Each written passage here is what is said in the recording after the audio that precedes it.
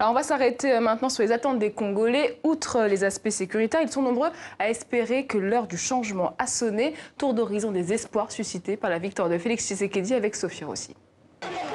Une transition pacifique à la tête d'un pays suscite toujours des espoirs. 18 ans que Joseph Kabila était président de la République démocratique du Congo, succédant à son père. Alors, voir un autre nom au sommet de l'État fait naître de nombreuses attentes. Attentes pour un quotidien meilleur dans les rangs des fonctionnaires. Après plusieurs mouvements de grève, les syndicats avaient arraché en février 2018 un accord pour une hausse progressive des salaires. Ils espèrent bien voir leurs revendications aboutir et faire de Félix Tshisekedi un allié. C'est l'attente de tous les Congolais, c'est de voir les sociales s'améliorer, c'est de voir les vécus quotidiens du Congolais s'améliorer. Comment? Ça veut dire voir que les Congolais s'habillent bien, que les Congolais mangent bien, que les Congolais se logent bien. Celui qui n'est pas avec le fonctionnaire, il nous trouvera sur son chemin. Autre dossier sur lequel Félix Tshisekedi sera scruté, celui du dialogue politique. Sa victoire est contestée par son adversaire Martin Fayoulou. Des voix étrangères ont mis en doute la crédibilité du scrutin.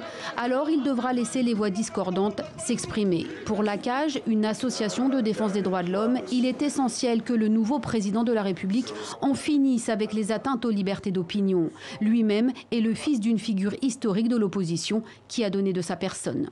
Nous attendons du 5e président une série de mesures concrètes, notamment la libération de tous les prisonniers politiques et d'opinion, dont Eugène Diomin Dongala, il y a Franck Diongo pour ne citer que cela, mais aussi la fermeture de tous les cachots qui sont entretenus par les services de sécurité militaires et civils puissent être immédiatement fermés.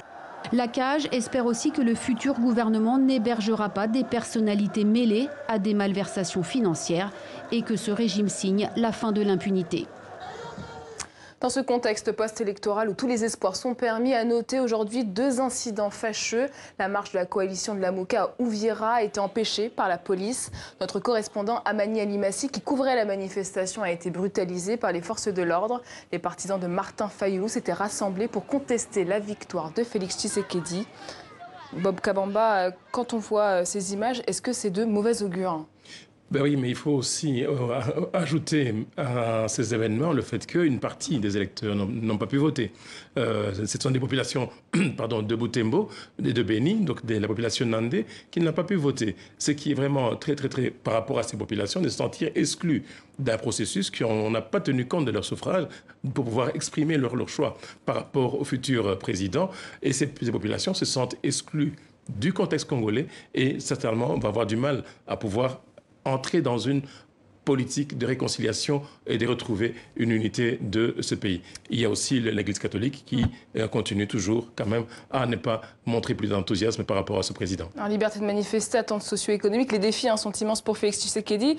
Agui Yambi Wumbi nous dit « J'attends de voir les 84 milliards de dollars promis par le nouveau président ». Alors est-ce que ce chiffre de 86 milliards précisément est réaliste? Non, on n'est pas du tout réaliste dans le contexte congolais. Le budget est de 5 milliards et même si on tient compte de tous les appuis que peut bénéficier un État comme la RDC, n'arrivera jamais à un tel chiffre. D'autant plus que lorsqu'on se réfère à des conférences de donateurs, d'amis, donateurs dans des cas de projets de développement, on n'atteint jamais plus de 2 milliards de dollars. Donc 86 milliards de mobilisation, je pense que c'est un chiffre qui est vraiment fantaisiste. Et tout va se jouer dans la nomination du ministre des Finances? Ça n'a pas été acté dans l'accord révélé par ministre des Finances sera certainement quelqu'un de la famille présidentielle de Kabila pour continuer à bénéficier de la gestion et du monopole des moyens financiers.